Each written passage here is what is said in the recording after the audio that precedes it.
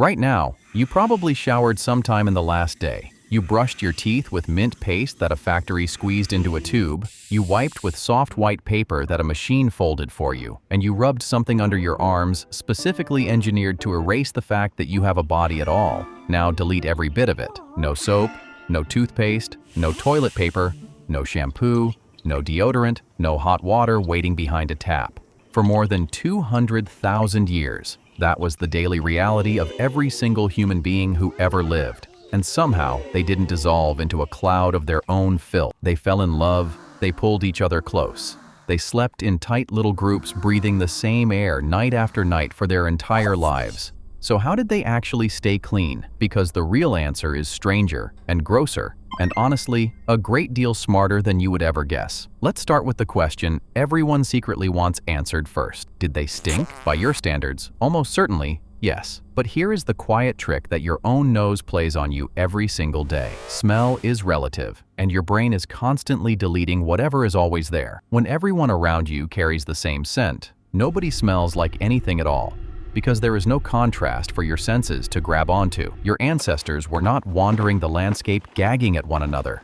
They simply lived with a different baseline, one their brains had long ago tuned out. The version of you who never once touched deodorant would smell completely, boringly normal to a village that had also never touched deodorant. And that single fact reframes this entire story, because it means cleanliness for early humans was never really about smelling like a mountain breeze.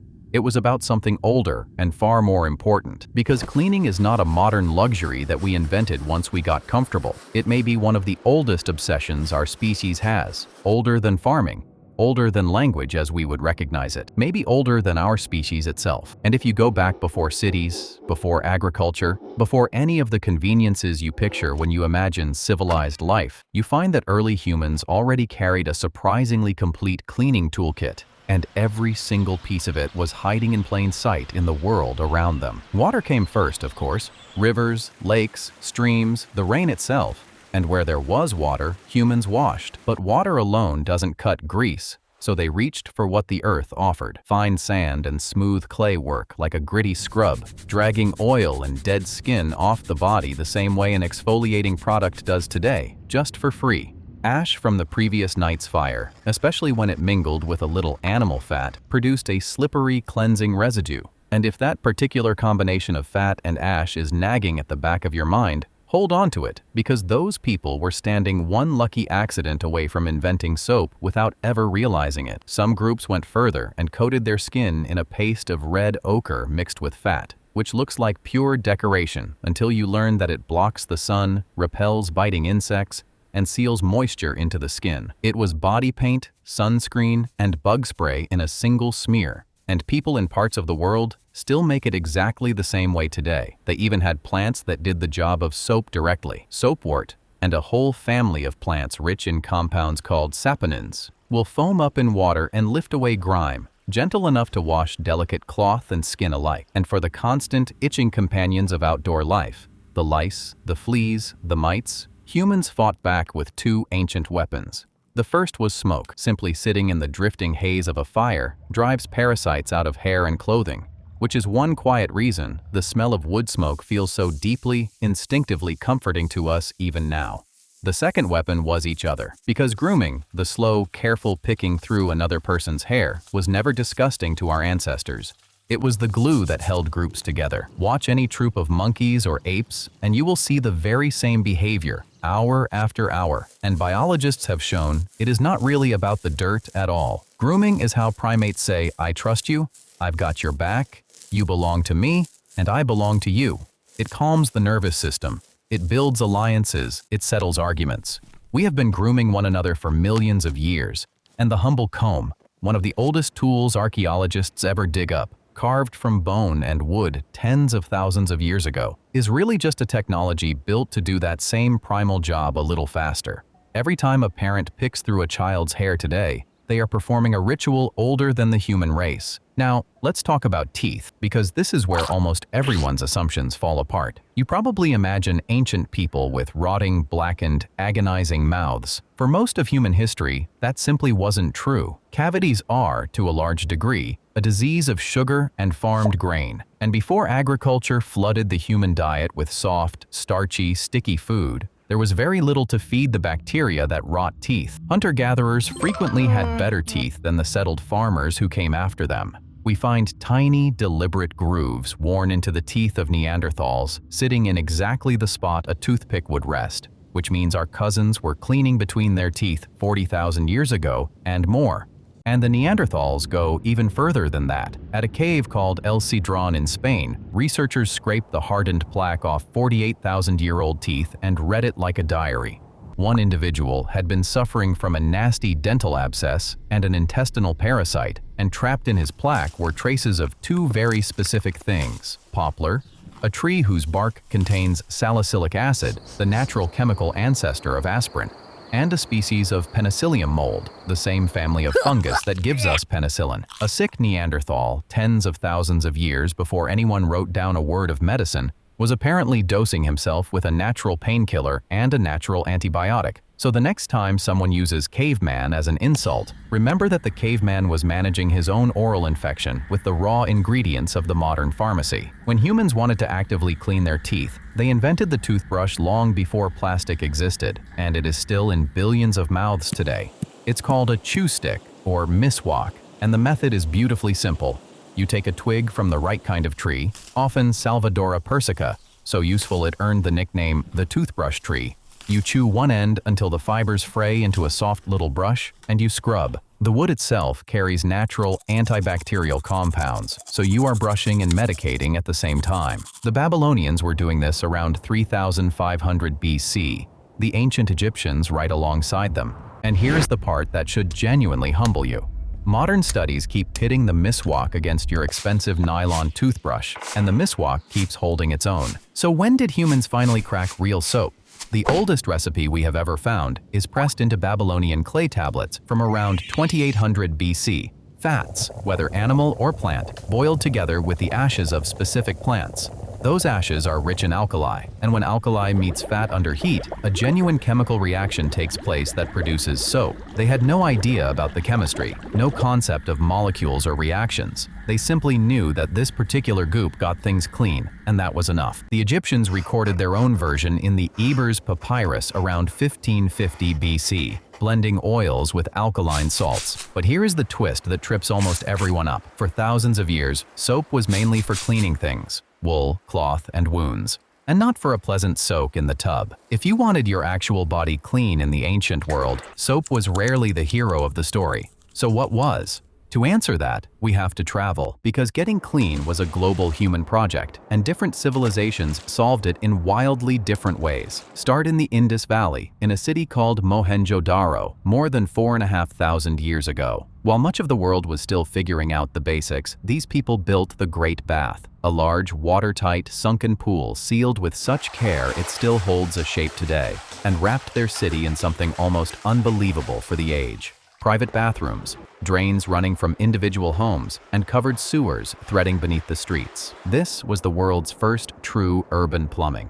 An entire civilization deciding, thousands of years ahead of everyone else, that cleanliness deserved engineering. They had running water sanitation, while most of humanity was still washing in the river. Then, look at the Egyptians, who were, to put it plainly, clean freaks. They bathed constantly, several times a day among the priests, and they shaved their entire bodies, head to toe, partly for ritual purity, and partly to leave lice nowhere to hide. They scrubbed with natron, a natural salt scooped straight from dried lake beds, which cleaned the skin, whitened the teeth, and, in larger quantities, happened to be the exact same substance they packed into their dead to make mummies. Sit with that for a second. The powder that freshened a priest's mouth in the morning was the same powder that dried out a corpse for eternity. They lined their eyes with coal, which was cosmetic, but also cut the harsh glare of the desert sun and may have carried mild antibacterial properties around the vulnerable eye.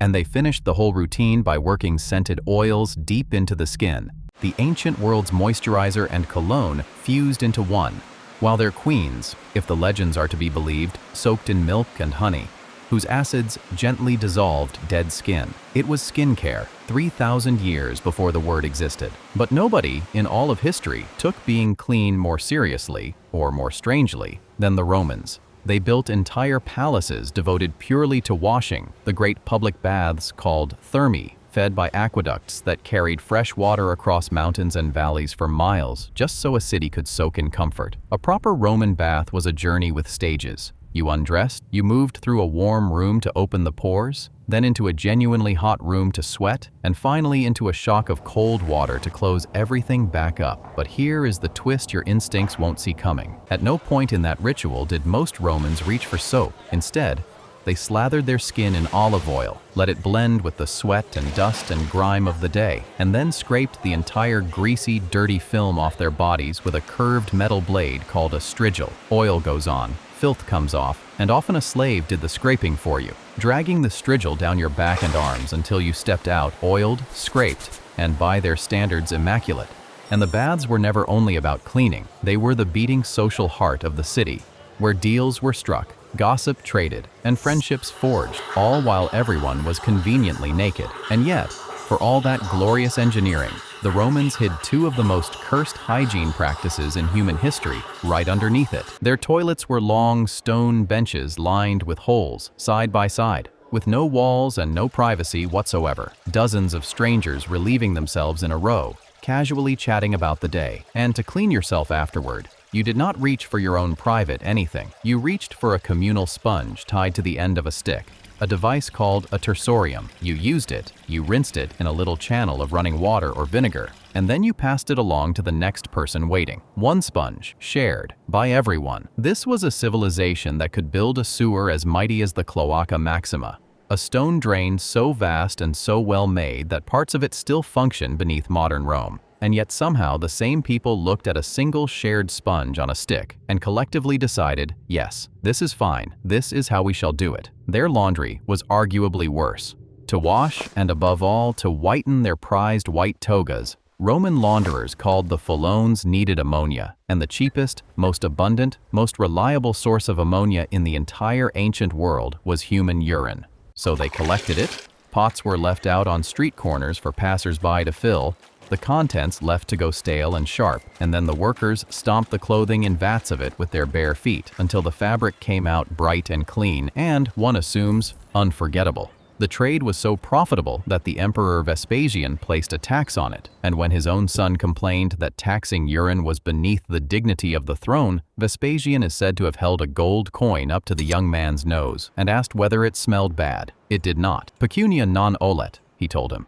Money does not stink. The togas, unfortunately, are another matter entirely. And this instinct, this relentless drive to get clean, was never a Roman quirk or a Western invention. It shows up everywhere humans do. Across the Americas, people built sweat lodges, the Temazcal of Mesoamerica among them, where you cleansed the body and the spirit together in waves of herb-scented steam, a tradition echoed by the saunas of the far north and sweat rituals on nearly every continent. In ancient India, bathing was woven into daily life and sacred ritual alike, complete with tooth powders, neem twigs chewed into brushes, and oils massaged into the skin, an entire philosophy of cleanliness written down in the texts of Ayurveda. Different languages, different gods, different centuries, oceans between them.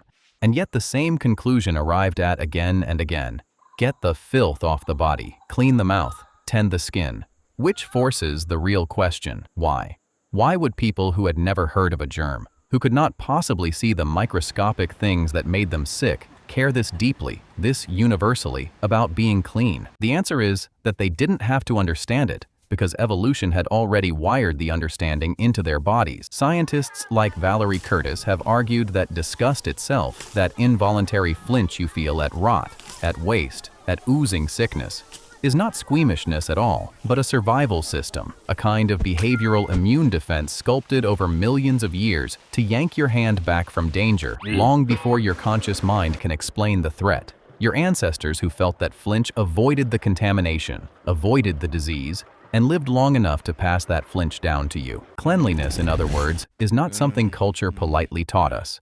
It is something death spent 1,000,000 years beating into us, and it goes deeper still, right into the way we choose the people we love. In a now famous experiment, the researcher Klaus Wedekind had men wear the same t-shirt for 2 nights, and then had women smell those shirts and rate them, and the result was uncanny. Women tended to prefer the scent of men whose immune system genes were most different from their own. A pairing that, in theory, would give any child a broader, stronger defense against disease. You read that correctly. On some level beneath all conscious thought, human beings have been sniffing out healthier mates for as long as we have existed. So all that ancient scrubbing and scraping and grooming was never only about avoiding sickness. It was also quietly about attraction, about status, about signaling to everyone around you that you were healthy, capable, and worth being close to. Clean has always been a message. So let's put the whole picture together. For hundreds of thousands of years, humans kept themselves clean with nothing but water, sand, ash, and fat. They flossed with slivers of wood and brushed with frayed twigs. They scrubbed with desert salt and scraped off oil with curved metal blades. They engineered plumbing before they had a written alphabet, and they stumbled into the invention of soap almost by accident, and then mostly used it on their laundry. They cleansed themselves in steam, in sacred pools, in rivers, and yes, when nothing better was at hand, in one another's stale urine. It is very easy to look at all of this and laugh, and you should, because a shared toilet sponge genuinely is funny. But if you step back far enough, there is something almost beautiful in it, because not one of these people knew that bacteria existed. Not one of them could name the thing that was making them sick, and still, on every continent, in cultures that never met and never could, human beings arrived at the very same ancient conviction. Get the filth off your body, and you get to live a little longer. So the next time you stand in a hot shower with your mint toothpaste and your soft folded paper and your bottle promising you a mountain breeze, take a moment to remember that you did not invent being clean. You inherited it. 300,000 years of trial and error and accident, of ash and clay and scrapers and steam and, yes, a little bit of urine, all of it quietly leading to the ordinary bathroom you completely take for granted. You just happen to be holding the upgraded version. If you want more of the strange, buried history, hiding inside your most ordinary habits, the reasons behind the things you do every single day without ever once wondering why, then subscribe, because Primal Ink puts out a new one every week. After all, the weirdest story on Earth has always been the story of how we became the way we are.